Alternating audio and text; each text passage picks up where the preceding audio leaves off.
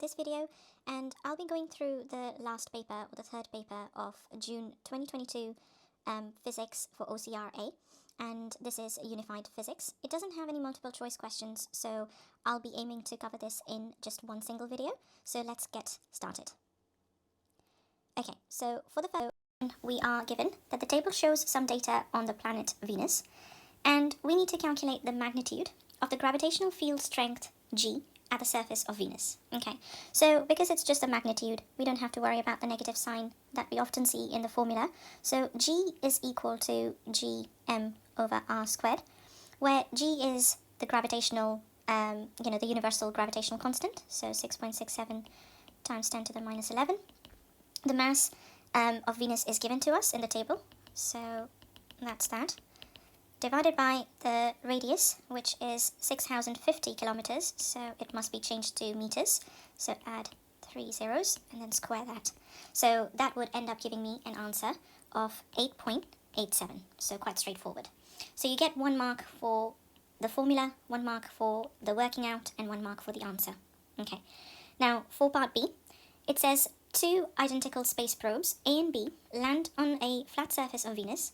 Probe A lands on the North Pole, and B lands on the equator. Each probe has a mass of 760 kilos and volume of 1.7 meters cube. Calculate the centripetal acceleration A of probe B at the equator due to the rotation of Venus about its axis. Okay, so again, we are given a formula here in the booklet, which is A equals mv squared over r. Okay, now if we just rearrange this now, we also have been given the mass, so let's just rearrange this formula using v as 2 pi r over t squared. Okay, r remains there, and if we just expand, well, square everything, so 4 pi squared r squared over r t squared, then that cancels out with that, and that ends up giving me 4 pi squared m over t squared. So over here, all I have to therefore do is work out 4 pi squared, m is 760, divided by the time period. So I believe we are given the time period, which is 5,830 hours. So make sure we convert that into seconds. So that'll be 3,600 multiplication, and with that, you'd end up getting an answer as 5.42 times 10 to the power of minus 7. So for part B, that was also quite straightforward. It's a relatively small acceleration, but that's okay. That's totally normal. Given the time period is quite high, the acceleration will obviously be small. So let's go ahead and check out the next part. For part II, it says that the atmosphere exerts the same upthrust on each probe. Using your answer to A, calculate the upthrust acting on each probe.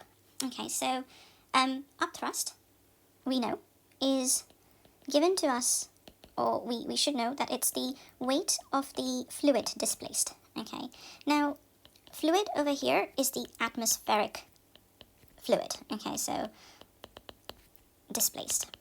So what we have to therefore look at is the weight of the fluid displaced by using the density. Okay, we are given that the density right here of the atmosphere at the surface is 65 kilograms per meter cube. So we're going to have to rearrange this equation. So we know that it's m times g, okay, and we know g is 8.87, but density times volume is equal to mass. Okay, so density is 65, and the volume occupied by each probe, okay, is 1.7 meters cube. So that's going to be here, and 8.87, and that will give me an answer of 980 newtons. So that's also relatively straightforward if you know this formula of upthrust. Okay, let's move on and talk about part III. Explain which probe will experience the greater normal contact force from the surface of Venus. Okay, so I'm just going to draw a little diagram here on the side, at the bottom. So we know that, oops, wow, that's not a circle. Okay, right. So we know that A is at the North Pole and B is at the equator. Okay, so A is experience, well, the weight is acting down, okay, and then the upthrust and normal, or the normal reaction force, contact force, is acting up like so, okay. Now for B, we have the weight of B, and we also have the upthrust and the normal. However, because Venus is spinning on its axis, B will have a centripetal force towards the center, okay, B will experience that, whereas A won't. So what I'd say is that for A, the forces are balanced, okay, there's no resultant force. Overall force on A is 0. So that means that the weight is equal to upthrust and normal, okay, as resultant is 0, okay. And this means that normal is W minus upthrust, okay. Now, but for B, we know that there is centripetal acceleration, okay, there is therefore centripetal force. So that's going to therefore be W minus upthrust and normal contact force. That will be equal to the centripetal force, okay, centripetal force, I'll just leave it there. And if we rearrange this, we'll see that N is equal to W minus U, WF, minus FC, okay, centripetal force again. So this means that you're taking away another force, okay, from W and U, okay. So automatically the normal contact force acting on B will be smaller, okay. Even though the acceleration is very small, the weight will have to provide for the centripetal force, okay, and therefore reaction force at A will be greater than B. Quite simply put, right, it doesn't have that extra takeaway in for A, okay, for A it's just that, okay. So therefore A, the reaction force on A will be greater, okay, as simple as that. So let's put that down. So since weight has to provide for FC, the reaction force on A will be greater than B on B. Okay, so let's now look at the next question. For question number 2, we are given that a student investigates the oscillations of a uniform rod of length L, which is pivoted at the top. And we need to describe how to determine accurately the period T of oscillations of this rod. Okay, so I'm going to say over here, because it's 2 marks, I'll just say it in 2 bullet points. So displace the rod from a height and start a stopwatch, and then record the time period T for, say, 10 oscillations, and then divide by 10 to get the time period. Okay, let's move on to part B. So here we are given the relationship between the frequency f of the oscillations of the rod and its length L. And where g is the acceleration of free fall, we are given that the student varies the length L of the rod and determines the period T for each length. The student plots a graph of T squared against L, and a line of best fit has already been drawn for us. Okay, that's good. Now, for part I, it's asking us to show that the gradient of the graph is given by the equation that. Okay, so, well, we know that for the above graph, gradient function is T squared over L, right? So that's that. Now, we just need to see how we can manipulate that to get our expression that we need. So we know that f is equal to 1 over 2 pi square root of 3g over 2l. Okay, so therefore, if I just say that f is obviously 1 over the time period, then t will be 2 pi square root of 2l over 3g. Okay, so now if I just square that, I would end up putting that over here, so I'll just leave the 1 over L here, and t squared is 2 pi 2L over 3g squared, like so. And then that's going to be 1 over L, and that will give me 8 pi squared L over 3g. Okay, just getting rid of the square root, and the L cancels out there, and there you have your answer, that the gradient is therefore equal to 8 pi squared over 3g. Okay, so that was not too bad. As long as you know how to manipulate an equation or a formula and relate it to the gradient, you'll be fine with questions like this. Now for part II, it's asking us to, it says that the gradient of the line of best fit on figure 2.2 is 2.64 seconds squared per meter. Use this value to determine the value of g. Okay, that's easy. So we know that the gradient is 2.64, and we also know that it is equal to 8 pi squared over 3g. So we just have to rearrange it. So g will be 8 pi squared over 3 times 2.64, and it gives me an answer of 9.97 meters per second squared. Okay, for the next part, we have to draw a line of worst fit. So a line of worst fit can either be a steepest line or a shallowest line. It's up to you. I'm gonna go for a steep line. So steep line is drawn from the top of the error bar, the last error bar, all the way to the bottom of the first error bar. So I'm just going to do this in a different color. So there we go. So now that's my part I done. I think that's what it was asking for. Yep, I'll just label this.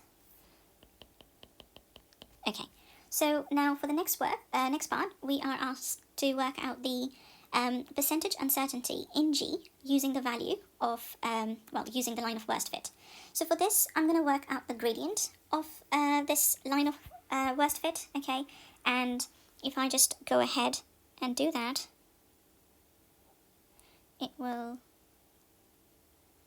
I can then use that gradient to work out the error bar, the percentage error. Okay, so I have, what do I have? 0.56, and that is 0.21. Okay, cool. Okay, so the gradient of worst fit line is 0.56 minus 0.21 over 0.2, take away 0.08, and that gives me an answer of 2.92. Okay, alright, that's fine.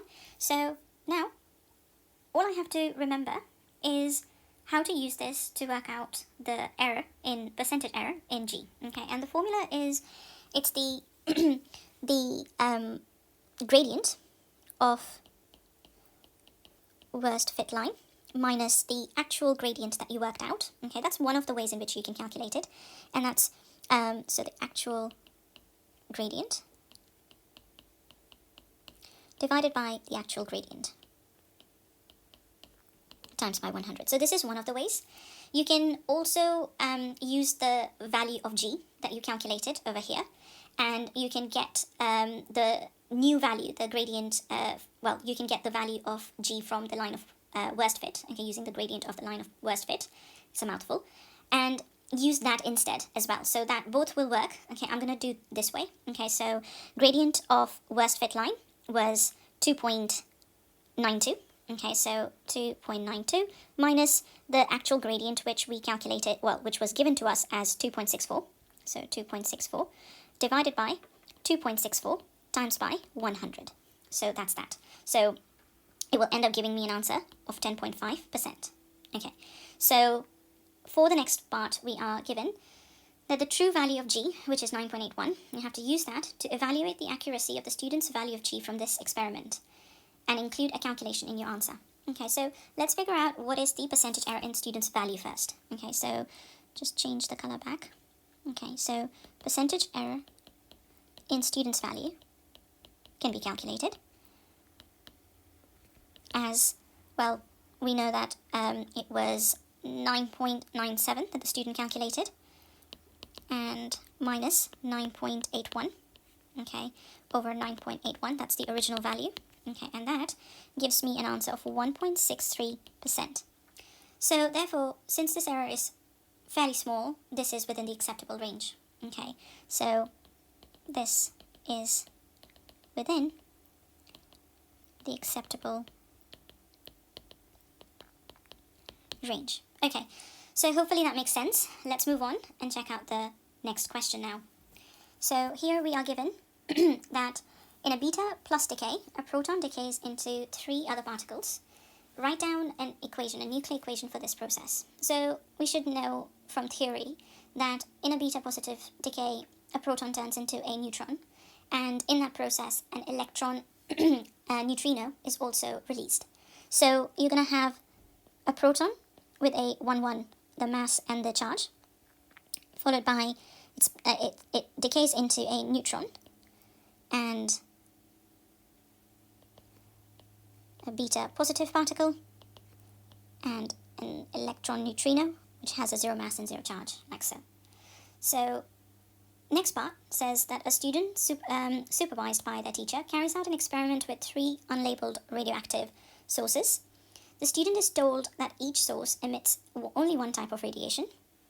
One emits gamma, the other one emits beta minus, and the other one beta plus. Okay. The student has a selection of materials with different thickness, a strong magnet, and a radiation counter. Explain how the student can use this equipment to determine safely which radiation which radiation each source emits. And you may use the space below to draw a diagram. Okay, 6 marker. This is a nice 6 marker, I reckon. Here we go. I've got to use my very artistic skills. So you have a source that will emit each type of radiation one at a time. I'll label it in a second. We're going to then use the materials of different thickness in between the source and the counter. So let's say the material is placed here, and then we have the counter as the tube and the detector, well, the actual. Okay, right, let's go here. Oops. Hopefully you get the gist. Okay, and then we have to use magnets, strong magnet. We're going to use, clamps stand for everything. Okay, everything is held with clamps, and you're going to have to introduce the magnet around the, around this bit at right angles, okay, so that it can deflect the particles, and then you can detect which particle is which, because of the fact that you have beta positive and beta minus particles, they will deflect in opposite directions. So you have the, let's say, the north pole and the south pole of the magnet, and the radiation goes like so, okay, and it reaches. And so you're going to, so everything, I must say everything is held by clamps, okay. You're not to touch anything directly, okay. Make sure you use tongs, and you keep the source away from you, pointing away from you. I'll write all that down in a second. So you have the source, the GM tube and counter. Then you have the materials of different thickness, and these are the magnet. There's just like one sort of, it's like a horseshoe magnet, which can be brought in to the,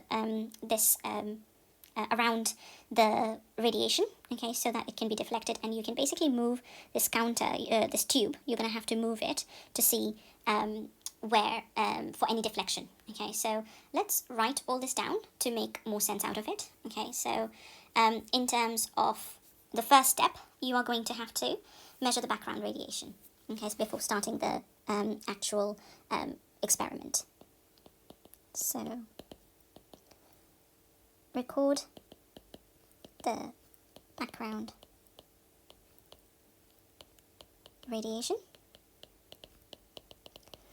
before starting the experiment. and take any count rate away from this value.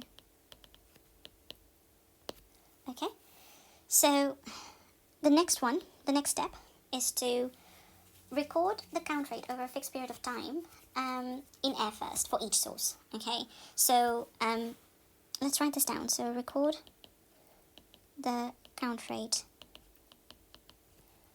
over a fixed time period for each source in air first, and then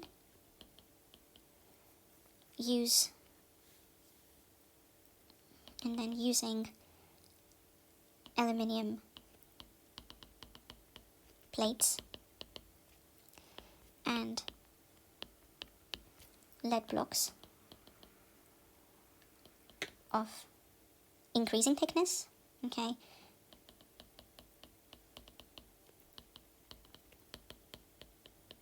in between the source and the counter. So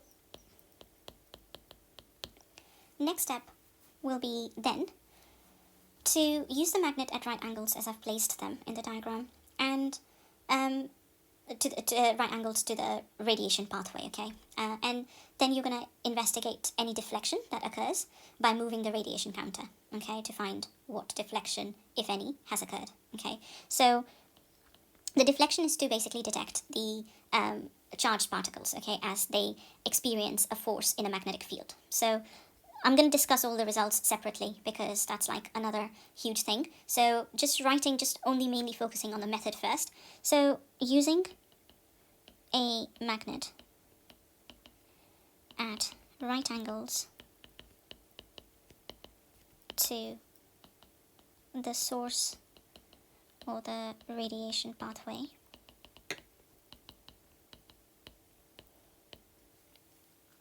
investigate the deflection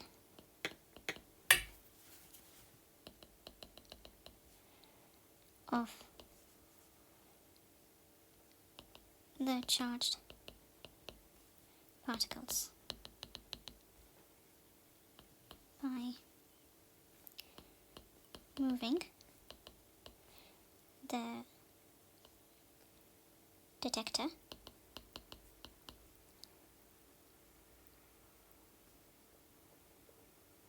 Okay. Now in terms of safety, as I said earlier, because you have to include safety as it says in the question, right here.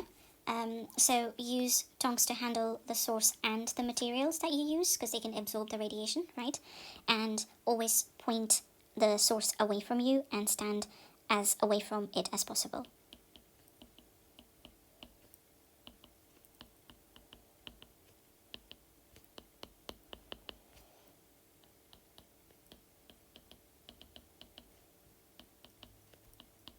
Okay. There's a lot of writing.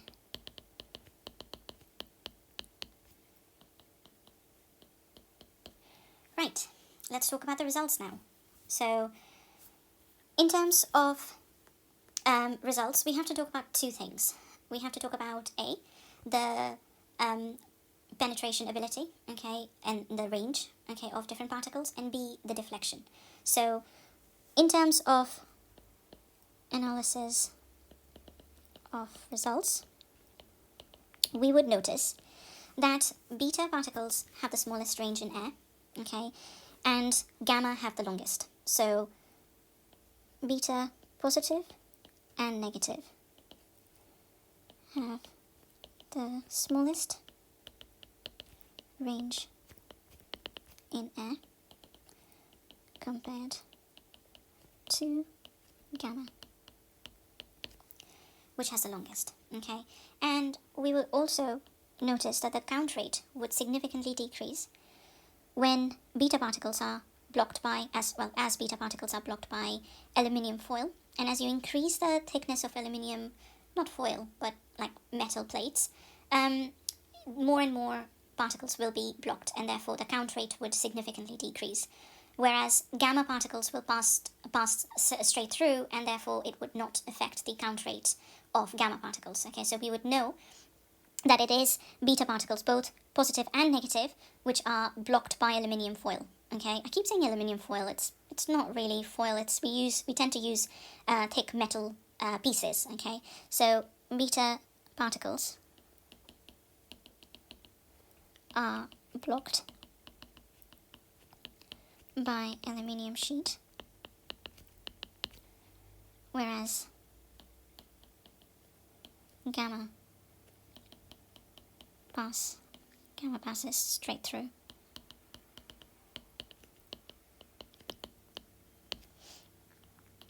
And beta particles count rate increases significantly when a magnet is held at right angles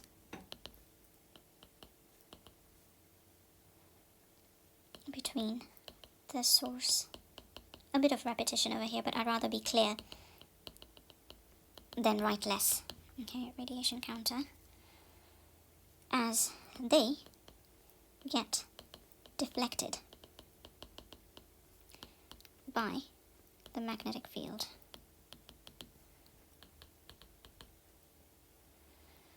But there is no change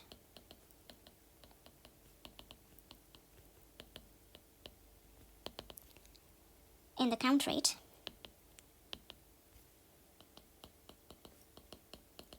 of gamma as they do not deflect, as they are not charged.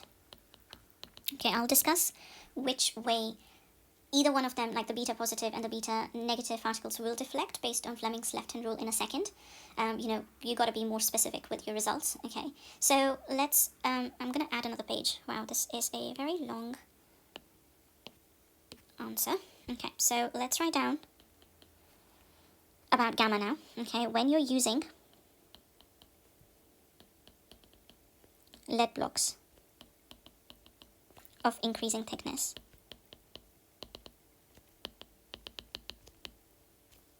the count rate with the gamma source decreases as well. Okay, and now, so we know, right, that if, in a nutshell, okay, we know that if aluminium is used for the source, okay, in between the source and the counter, then, and if the count rate decreases upon changing the thickness of the aluminium sheet, then it would be the beta particles, and therefore it would be the beta source. Okay, and then if we're using a gamma source, okay, for the aluminium sheet, nothing will happen to the count rate as the gamma particles will pass straight through, right?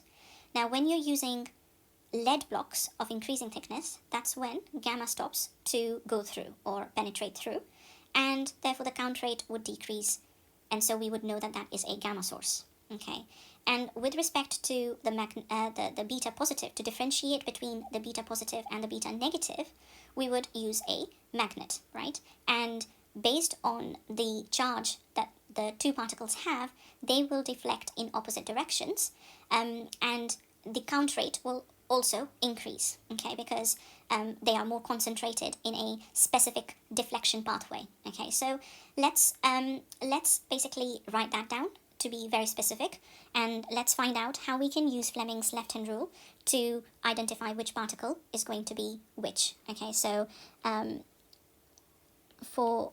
to find out the charge of beta particles, Fleming's left-hand rule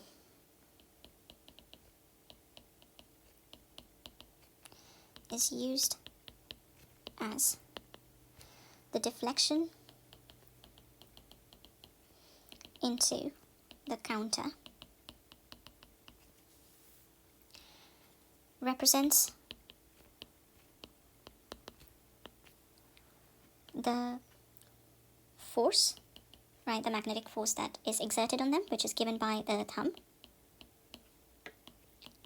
The field is the first finger.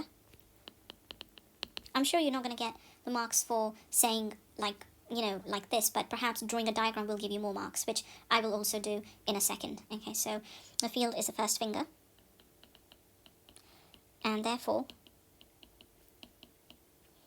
beta positive particles direction will be given by the second finger. Okay, because that's the direction of the conventional current, okay, which is from positive to negative. And for beta negative, it will be the opposite direction, okay, of the second finger. So conventional current. Okay, and now if I just be a bit more specific, let's say you have the magnetic field, and say you have the magnetic field going into the plane of paper. I'm just going to draw it once. Now, if you have a beta positive particle coming in, okay, it would, let's say you have coming through, and basically the current, according to Fleming's left-hand rule, since the magnetic field is acting into the plane of paper, and the path of the radiation is basically that of the current, which is given by the second finger, the force exerted by the magnetic field on beta positive particles will be upwards, like so. Okay, so beta particles will deflect like so. And similarly, beta negative particles will deflect in the opposite direction by the same amount, okay, because they have the same mass. Okay, so they will deflect like so.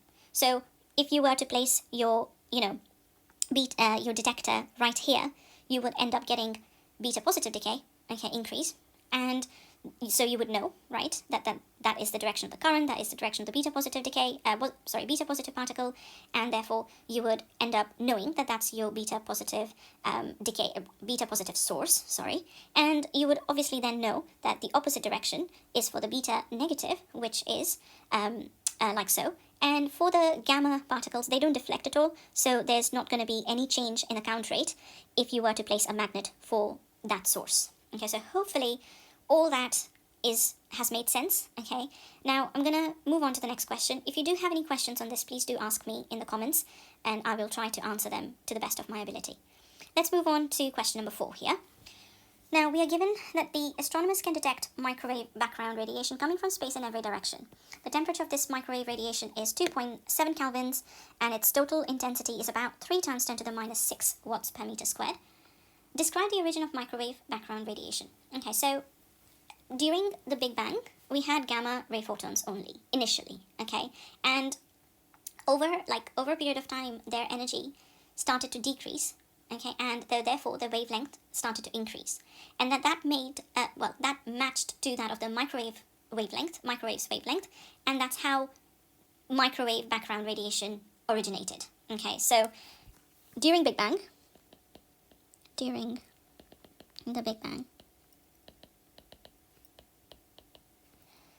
the gamma ray photons energy started to decrease, and hence their wavelength increased to match that of now what we know as microwaves. Okay, next, the figure shows the intensity of microwave background radiation varying with its wavelength. The peak is at 1.1 millimeters. This spectrum of microwave background radiation changes with temperature according to Wien's displacement law. Suggest and explain how the spectrum might have looked in the distant past. You may draw on the figure to support your answer. So in the distant past, the temperature was much higher than what it is now. Okay, so Wien's displacement law is that lambda, or wavelength, maximum wavelength, is inversely proportional to the temperature, which means that for higher temperature, the wavelength, the maximum wavelength, would be lower. Therefore, the peak would be at a lower value. Okay, so it would look something perhaps like this. Okay, and as long as you are showing that the peak is now at a lower wavelength, okay, that's what you would get the marks for. Okay, so I'll explain this over here. So in the distant past, temperature was much higher, so the maximum wavelength would be lower due to this law. Okay, here we go. Let's move on to the next part. Calculate the energy of a photon which has a wavelength of 1.1 millimeters. So we know energy is equal to hc over lambda, and we've been given everything, so this is a very simple question. And make sure we convert the millimeters into meters, and that would give me a value of 1.8 times 10 to the minus 22 joules. Next part is asking us to estimate the number of photons of microwave background radiation incident per second on the back of your hand, given that all the emitted photons have the energy calculated in the previous part, and that the back of the hand has an area of 150 centimeters squared. Okay, so we have to use a bunch of equations here to get the answer. Firstly, we know that if you want to get the number of photons per second, there's time involved. Okay, and now I can say, let's start with saying that, for example, energy is 1.8 times 10 to the minus 22, okay, joules. Now, for n number of photons per second, I'm going to have to basically times this by n and divide by time, right? N number of photons per second, which means that I have to divide this by t as well, okay? So that therefore gives you power, doesn't it? So power is basically 1.8 times 10 to the minus 22 times by n over t, and that's what we're trying to find out, that n over t, okay? And we don't have the power though. So we have been given the intensity right at the top. Okay, the intensity is that much, which involves watts, okay, watts per meter squared. Okay, so we know that intensity is that over that, and therefore power is I times A. Okay, so we can therefore now incorporate that into our equation. So power is intensity, which is 3 times 10 to the minus 6, times by the area of the hand, which is 150 centimeters squared. So make sure we convert this into meters squared, which will be that. And then divide this by the energy, which is that much, to give us n over t value. Okay, and that ends up giving us an answer of 2.5 times 10 to the 14 per second. Okay, let's move on to the next part. So a scientist suggests that the microwave background radiation could be used as an energy source. The scientist proposes using large tanks of water to absorb the microwave radiation. Estimate the maximum rise in temperature that could be produced per second, okay, for a large cylindrical tank of depth 5 meters, okay, assuming all the microwave radiation incident on the top is of the tank is absorbed. Density and specific heat capacity are given, so we know roughly where to start, okay. We know that energy is equal to mc delta theta, where delta theta is what we are trying to calculate, but remember it is per second. So if I again divide this by time, I would end up getting power on the left hand side, and that will just basically what I'm trying to work out, this brackets, okay. So I know that if I just rearrange this to start off with, that will be power over m times c. Now I calculated the power in the initial bit in the previous part. However, in terms of the mass, okay, I'm not given much information. I'm given the density, okay, but I do know, therefore, that density times volume. Okay, so I'm going to just leave this as I times A for now. Okay, so density times volume times C. Okay, now the reason why I left it, because volume, right, is area, the cross-sectional area, times by the length, right? So again, I can really tidy this up and say that the cross-sectional area basically cancels out. Oops, so density times area times by the length times by C. So A and A cancels out, and now I can simply put in my numbers because I've got everything now. Okay, so I'll just do it over here. So delta theta over T is equal to intensity, which is 3 times 10 to the minus 6, over the density, which is 1000, times by the length, which is 5 meters, and times by the specific heat capacity, which is that much. So that ends up giving me a value of 1 times 10 to the minus 13. That is extremely low. But yeah, that is the answer. That is the correct answer indeed.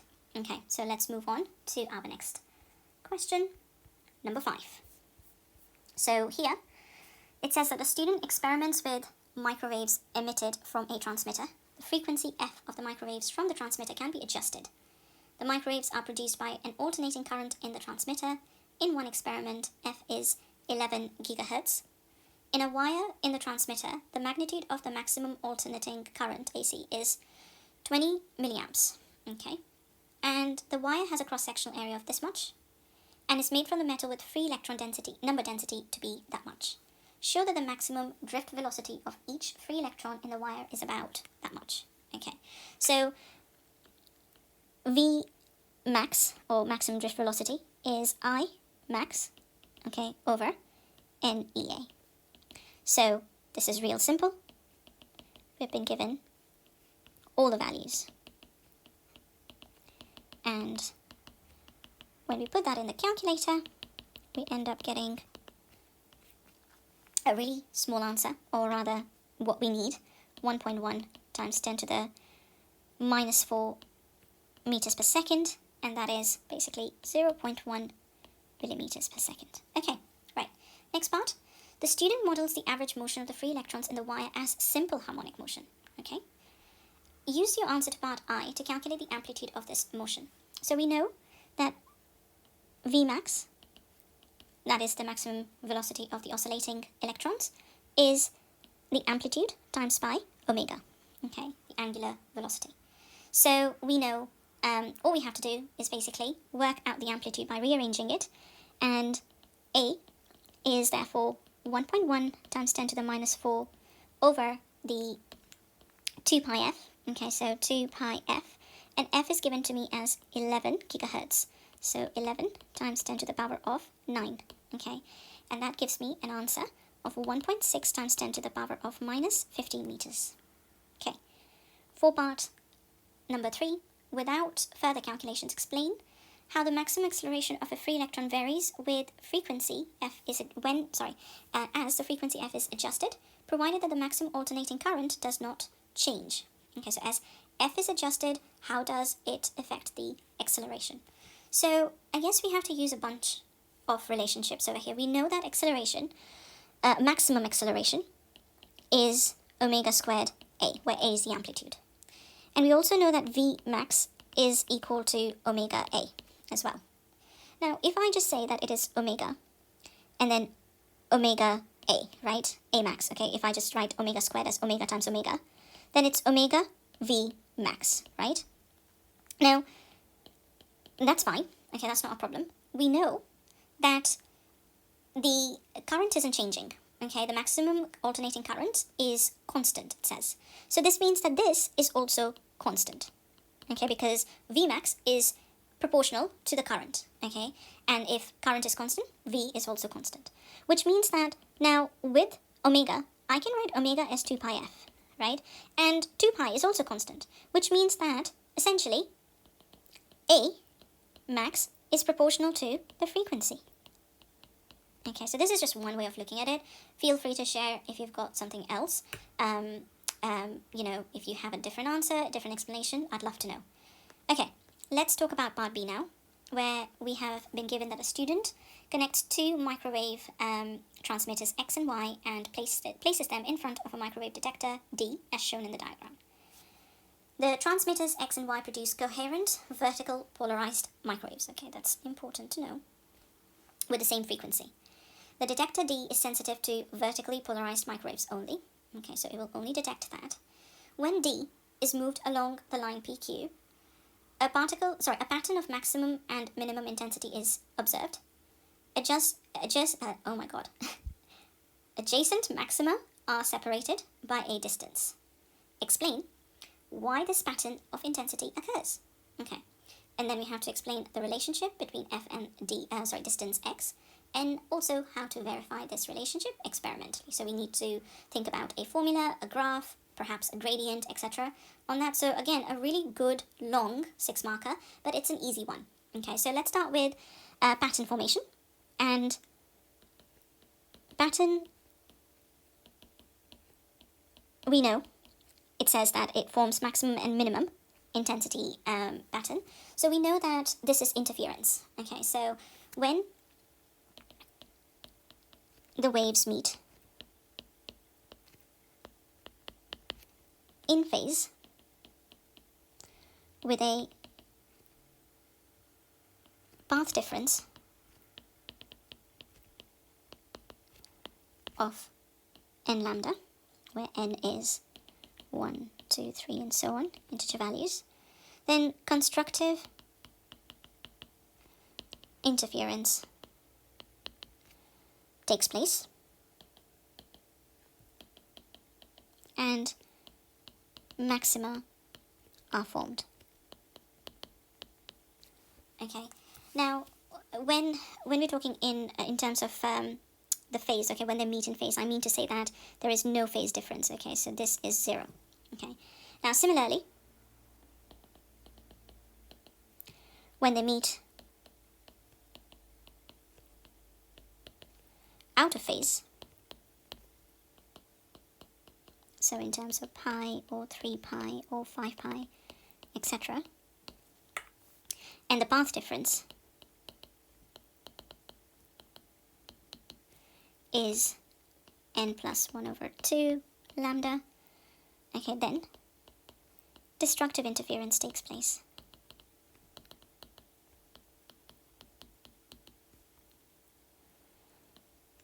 Happens to form minimas or minima. Okay, now that's the explanation of pattern. Let's talk about the relationship between F and X.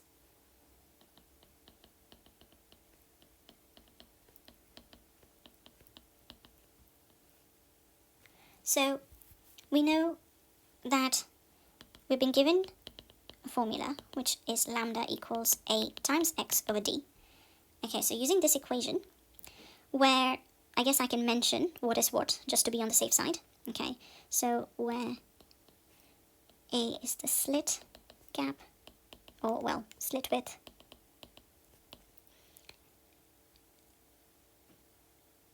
D is the distance between the transmitter and receiver, in this case.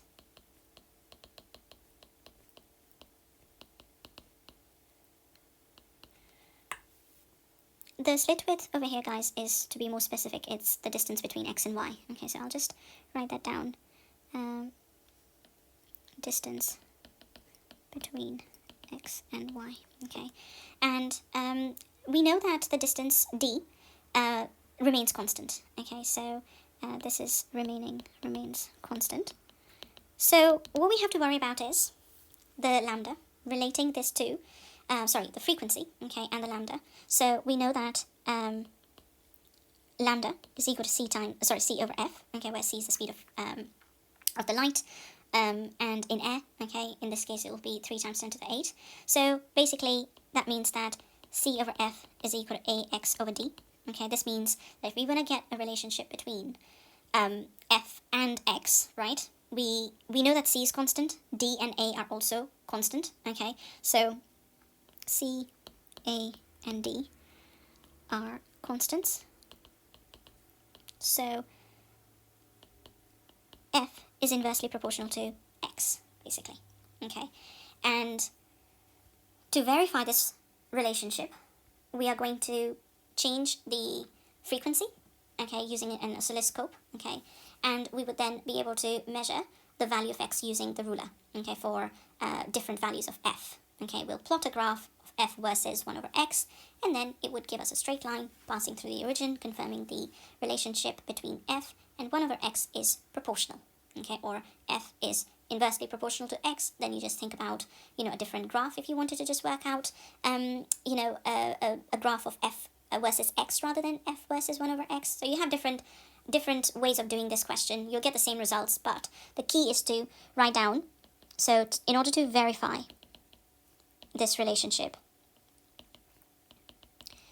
you would need to produce a graph. Okay, so you use an oscilloscope to measure F transmitted, frequency transmitted, or detected, okay, and then measure the corresponding values of X using a ruler for varied values. I don't think I need to write that down, it's quite obvious. Okay, and a graph of F versus 1 over X should be a straight line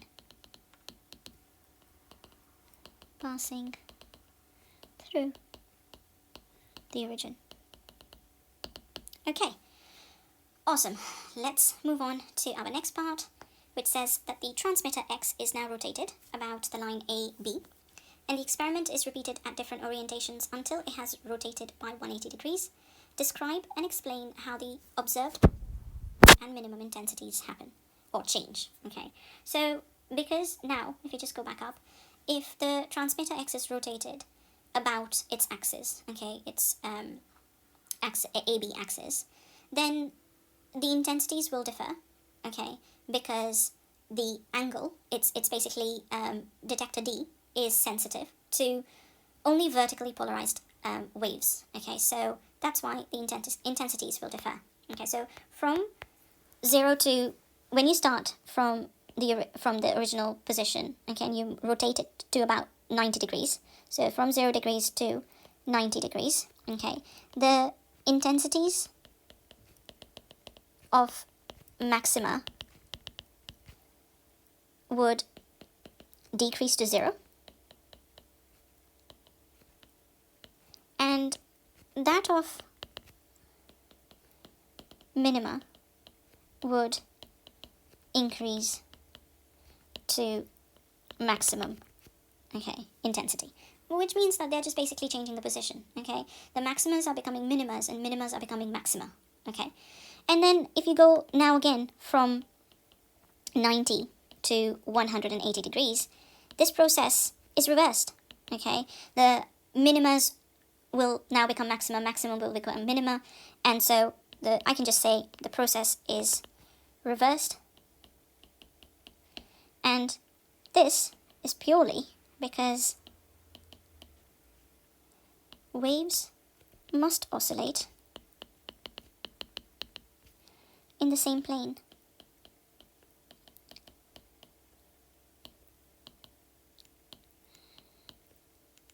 In order, or just to say, to interfere.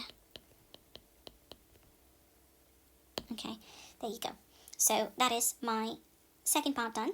Let's move on to our next question. Question number 6 says, define the time constant of a circuit containing a capacitor of capacitance C and a resistor of resistance R. So time constant is when it is the time when current or voltage or charge falls to 37% of its original value. Okay, so that's like the equivalent of 1 over E. Okay, so part B says that the capacitor circuit shown in figure 6.1 can be used to smooth oscillating electrical circuits, and we've been given a voltage against time graph. Calculate the frequency of this input signal.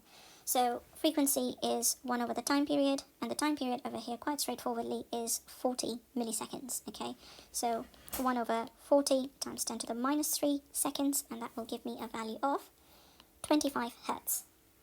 Okay, for the next part, we are given a figure 6.3, which shows variation of charge Q on the positive plate of the capacitor with time t. Using a discharging section of the graph in figure 6.3, determine the time constant of the circuit. Give your answer in milliseconds. Okay, so there are two ways of doing it. I'm going to use the fact that the time constant, okay, is basically when 37% of the original is remaining. Okay, so 37% of 8 microcoulombs. Okay, so 37% of 8 microcoulombs is roughly about 3 microcoulombs. Okay, so let's see where that 3 lies. Okay, so 3 is here, and we have to use the discharging section, which is the downward curve, and that gives me a value of 34. Okay, 34 milliseconds. So 34 milliseconds, okay, is when the charge is dropped to 3 microcoulombs. But be careful that the discharging starts at 20 seconds, okay, which means that you must take away 20, which is 14 milliseconds. Okay, so that's one way of doing it. The other way of doing it, if you want to know, is simply by using, I'll just write it down over here in case, is Q equals Q naught E minus T over RC. Okay, so you can use that as well, and you can rearrange the equation. I reckon the first method is easier, it's quicker, rather than having to rearrange, in terms of Lin. But if you fancy that, that's fine too. I'm going to move on to the next part now, which says, by drawing a suitable tangent to the to the graph in figure 6.3, calculate the maximum current in the resistor. So the maximum current is basically, because this is a charge versus time graph, okay, it would be the steepest tangent, okay, steepest gradient. And steepest gradient, because obviously I is equal to delta Q over delta T, and because you want maximum, it should be the steepest. So I'm going to draw out a tangent to be the beginning. Say that'll do. Okay, so the gradient is the change in y, which is 8 microcoulombs, divided by the change in x, which is 34 minus, okay, so 34 minus 20, or rather just 14 milliseconds, and that gives me a value of 5.3 times 10 to the power of minus 4 amps. Okay, so that's that. Let's move on to our last part of the last question, which says that on figure 6.4 below, sketch the variation of the current I in the resistor with time t, include an appropriate label, and the scale on the vertical axis. So the maximum current that we just figured out was 5.3. Okay, so I'm just going to put it down as 5.3 and 5 minus 5.3 because it's alternating. And along the label, I'm going to say it's amps, not changing it into milliamps. You can change it if you want to. It's in amps, and it is times by 10 to the power of minus 4. Okay, so it was basically the charging and the discharging is proportional with respect to current and charge. So it will go up, okay, to maximum in 20 milliseconds, then dip down in 40, then go up in 60, and then down at 80. Okay, so it will look something perhaps like this, and well, like so. Okay, there you have it. So this is the end of the paper. I hope you found it useful. Let me know if you have any questions, and I will see you next time. Take care of yourself, guys. Thanks ever so much for watching.